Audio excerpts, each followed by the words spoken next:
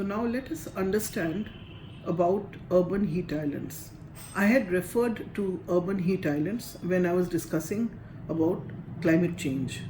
And so today we will learn about the urban heat islands, about the definition, the types, the causes, and the impacts. When we speak about urban microclimate, we refer to urban heat islands. The city gets heated up than its surrounding countryside due to various causes, which we will come to know. First is that temperature increases at certain uh, parts of the city, and therefore hotspots are generated, which are referred to as heat islands. And also, especially small cities, if the activities are such that there are microclimatic changes, then the entire city can become a heat island. And for a mega city, there can be more than one heat island, depending upon the characteristics or depending upon the various context. With that increase in temperature and with the reduction in the wind speed due to the activities, due to the built form, due to various reasons in the city, that which we will see now, the heat does not get dissipated, and that also results in the heat getting trapped and as the phenomena of becoming an island. In this figure, you can see how the temperature varies as we move away from the city. Now, the downtown area or the central area of the city or highly dense areas of the city have, due to their built form, due to the activities, they show higher temperatures. But as we move away as we move away from the city center, temperature reduces. But due to development in the peri-urban areas, so therefore the temperature also shows a rise in the surrounding areas or in the peripheral areas. Further, it reduces as we go towards the rural hinterland.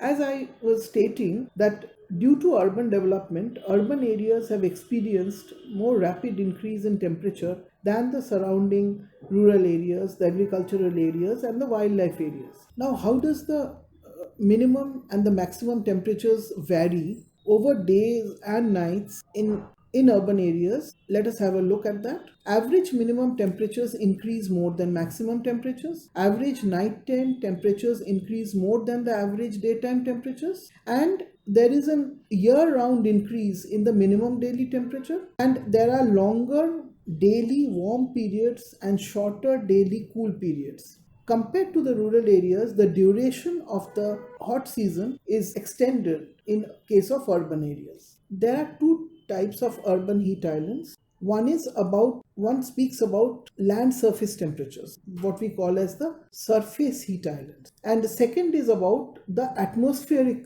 heat islands, that is about which spreads till from the land surface till a height of about 2 kilometers. As you can see from this drawing, there is a canopy layer and then there is a boundary layer. Till the roof of the buildings, from the land, from the surface or the ground, it is the canopy layer, and above it is the boundary layer.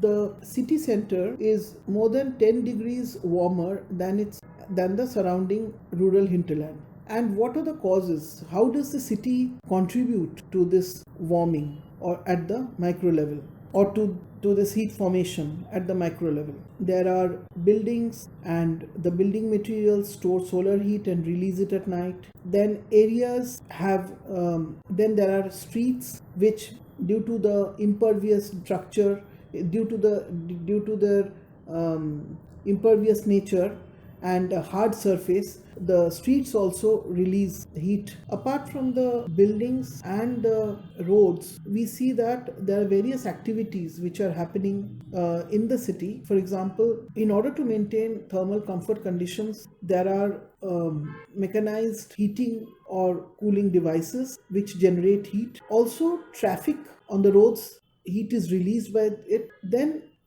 moreover, The way we plan our buildings, the way the layouts are, canyons get formed and inhibits or it reduces the wind movement, which would have dissipated the heat. More than that, cities are generally building up their open spaces, their water bodies, which were basically heat sinks. These areas, which are open spaces, water bodies, would have water bodies are areas which absorb the heat and which would have moderated the climate. But since the cities also since the cities ignore the microclimatic advantages of the open spaces and the water bodies and use them and reclaim them and also use them for development, the phenomenon of heat islands continues.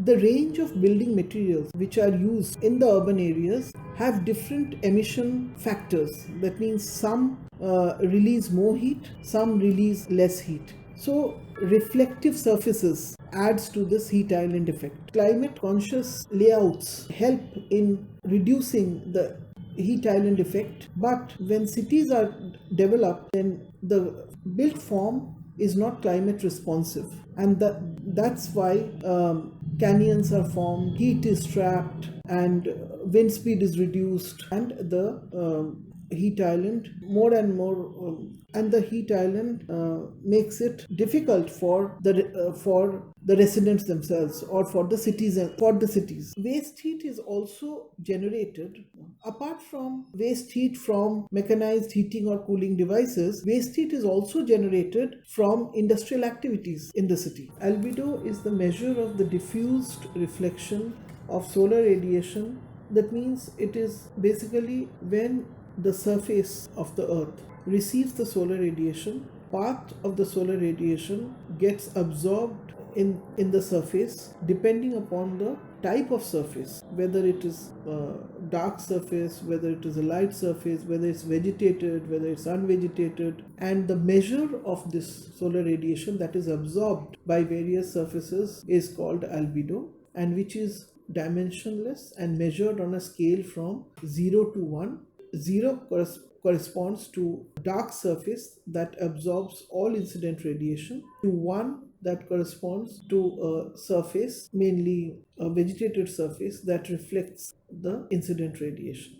The phenomenon of absorption of the solar radiation results in heating up of the surface, and thus land surface temperatures increase.